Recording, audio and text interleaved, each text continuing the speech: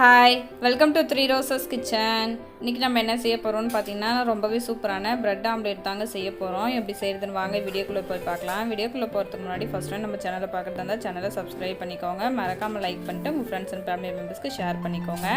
ஒரு மிக்சிங் பவுலில் 2 எக்கு உடச்சி ஊற்றி வச்சுருக்கேங்க. இப்போ அதில் பொடியாக கட் பண்ணினா ஒரு வெங்காயம் சேர்த்துக்கலாம். கூடவே பொடியாக கட் பண்ணினா பச்சை மிளகாய் 1, ஒரு சின்ன சைஸ் தக்காளி பொடி பொடியாக கட் பண்ணி வச்சுருக்கேன். இப்போ அதை சேர்த்துட்டு கொஞ்சமாக கொத்தமல்லி இலையும் கட் பண்ணி வச்சுருக்கேன், அதுவும் சேர்த்துக்கலாம்.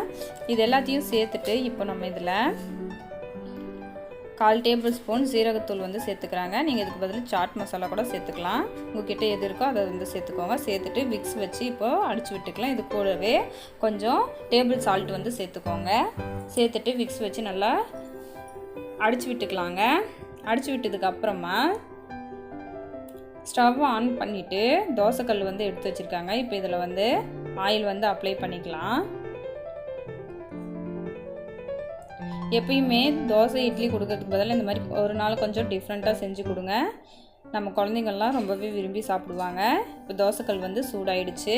இதில் நம்ம அடித்து வச்சுருக்கிற இந்த எக்கை ஊற்றிக்கலாங்க. ஊற்றிட்டு எந்த அளவுக்கு அகலமாக பரப்ப முடியுமோ அந்த அளவுக்கு அகலமாக பரப்பி விட்டுக்கோங்க.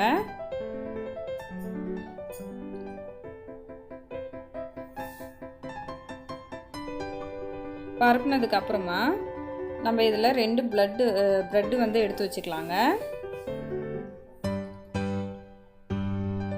இந்த மாதிரி 2 வச்சுட்டு அது உள்ள முட்டை அதில் ஒட்டினதுக்கப்புறமா இப்போ இன்னொரு பக்கம் திருப்பி வச்சுக்கலாம். இந்த மாதிரி வச்சுக்கோங்க. வச்சுட்டு இப்போ இது மேலே பெப்பர் சேர்த்துக்கலாங்க.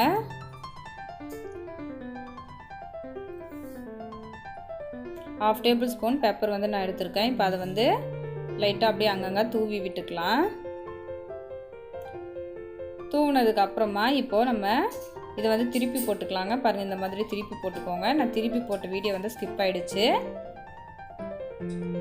திருப்பி போட்டு இப்போ நம்ம இதை 2ஆக மடித்து போட்டுக்கலாம்.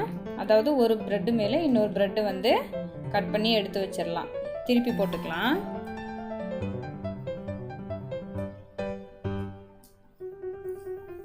பாருங்க, இந்த மாதிரி இப்படி திருப்பி போட்டுக்கோங்க.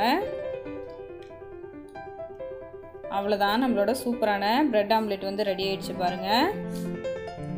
இப்போ ஸ்டவ் ஆஃப் பண்ணிவிட்டு இதை நம்ம ஒரு பிளேட்டுக்கு மாற்றிக்கலாங்க. மாற்றிட்டு இப்போ நம்ம இதை 4 பீஸாக கட் பண்ணிக்கலாம். இன்னும் இது கூட நீங்கள் சாஸு எல்லாம் சேர்த்து சாப்பிட்லாங்க. ரொம்ப டேஸ்ட்டாக இருக்கும். சாஸ் எல்லாம் டொமேட்டோ கெச்சப்பெல்லாம் சேர்த்து சாப்பிடும்போது. அவ்வளோதான், சூப்பரான எக் ஆம்லேட் ரெடி ஆகிடுச்சு பாருங்கள். கண்டிப்பாக நீங்களும் ட்ரை பண்ணி பார்த்துட்டு உங்களோட கமெண்ட்டை சொல்லுங்கள். தேங்க்ஸ் ஃபார் வாட்சிங்.